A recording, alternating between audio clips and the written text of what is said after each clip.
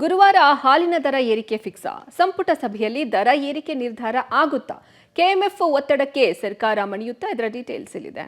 ಗುರುವಾರ ಹಾಲಿನ ದರ ಏರಿಕೆ ನಿರ್ಧಾರವಾಗುತ್ತಾ? ಕ್ಯಾಬಿನೆಟ್ ಸಭೆಯಲ್ಲಿ ಹಾಲಿನ ದರ ಏರಿಕೆ ಫಿಕ್ಸಾ? ರಾಜ್ಯದಲ್ಲಿ ಮತ್ತೆ ನಂದಿನಿ ಹಾಲಿನ ದರ ಹೆಚ್ಚಳ ಮಾಡಬೇಕು ಎಂದು ಕೆಎಂಎಫ್ ಪಟ್ಟು ಹಿಡಿದಿದೆ. ಲೀಟರ್ ಹಾಲಿಗೆ ಸುಮಾರು 3 ರಿಂದ 5 ರೂಪಾಯಿ ಹೆಚ್ಚಳ ಮಾಡಿ ಎಂದು ಕೆಎಂಎಫ್ ಸರ್ಕಾರದ ಮುಂದೆ ಪ್ರಸ್ತಾವನೆ ಇಟ್ಟಿದೆ. ಆದರೆ ಹಾಲಿನ ದರ ಏರಿಕೆ ಸಂಬಂಧ ಗುರುವಾರದ ಕ್ಯಾಬಿನೆಟ್ ಸಭೆಯಲ್ಲಿ ತೀರ್ಮಾನ ಮಾಡುವುದಾಗಿ ಸಿಎಂ ಸಿದ್ದರಾಮಯ್ಯ ಹೇಳಿದ್ದಾರೆ. ಗುರುವಾರ ಹಾಲಿನ ದರ ಏರಿಕೆ ಫಿಕ್ಸಾ ಅನ್ನೋ ಕುತೂಹಲ ಮೂಡಿದೆ. ಹಾಲಿನ ದರ ಏರಿಕೆ ಒತ್ತಡಕ್ಕೆ ಮಣಿಯದ ಸಿಎಂ ಸಂಪುಟ ಸಭೆಯಲ್ಲಿ ಚರ್ಚಿಸಿ ಹಾಲಿನ ದರ ಹೆಚ್ಚಳ.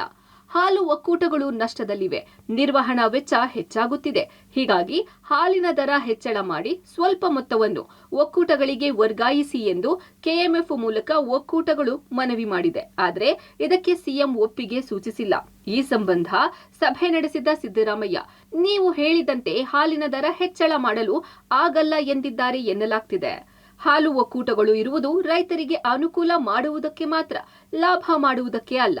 ಒಂದೊಮ್ಮೆ ದರ ಹೆಚ್ಚಳ ಮಾಡಿದ್ರೂ ಆ ಹಣ ಸಂಪೂರ್ಣವಾಗಿ ರೈತರಿಗೆ ವರ್ಗಾಯಿಸಲೇಬೇಕು. ಇದನ್ನು ಕ್ಯಾಬಿನೆಟ್ ಮುಂದೆ ಇಡ್ತೇನೆ, ಅಲ್ಲೇ ತೀರ್ಮಾನ ಆಗಲಿ ಎಂದು ಸಿಎಂ ಹೇಳಿದ್ದಾರೆ.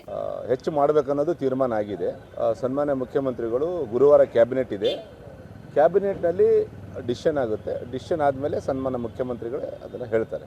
ರೈತರ ಬೇಡಿಕೆ ಏನಿದೆ, ಒಕ್ಕೂಟಗಳ ಬೇಡಿಕೆ ಏನಿದೆ, ಎಲ್ಲ ಒಕ್ಕೂಟಗಳಿಗೆ ರೈತರು ಬಂದು ಏನು ಬೇಡಿಕೆ ಇಟ್ಟಾರೆ, ಮತ್ತು ನಮ್ಮಲ್ಲಿರ್ತಕ್ಕಂಥ 16 ಒಕ್ಕೂಟಗಳು ಕೆಎಂಎಫ್ಗೆ ಏನು ಬೇಡಿಕೆ ಬಂದಿಟ್ಟಿದೆ, ಸೊ ಅದನ್ನು ಸನ್ಮಾನ್ಯ ಮುಖ್ಯಮಂತ್ರಿ ಅವ್ರ ಗಮನಕ್ಕೆ ತಂದಿದ್ದೀವಿ. ಸೊ ಅದಕ್ಕೆ ಒಂದು ಸೂಕ್ತವಾದಂಥ ತೀರ್ಮಾನವನ್ನು ತಗೊಳ್ತಾರೆ. ನೀಲಿ ಪ್ಯಾಕೆಟ್ ಹಾಲು ಈಗಿನ ದರ 44 ರೂಪಾಯಿ, ಎಷ್ಟಾಗಬಹುದು? 46 ರಿಂದ 48 ರೂಪಾಯಿ. ಆರೆಂಜ್ ಪ್ಯಾಕೆಟ್ ಹಾಲು ಈಗಿನ ದರ 48 ರೂಪಾಯಿ, ಎಷ್ಟಾಗಬಹುದು? 50 ರಿಂದ 52 ರೂಪಾಯಿ.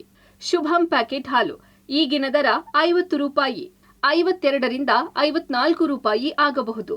ಸಮೃದ್ಧಿ ಪ್ಯಾಕೆಟ್ ಹಾಲು ಈಗಿನ ದರ 53 ರೂಪಾಯಿ. ಇದು 55 ರಿಂದ 58 ರೂಪಾಯಿ ಹೆಚ್ಚಳ ಆಗೋ ಸಾಧ್ಯತೆ ಇದೆ.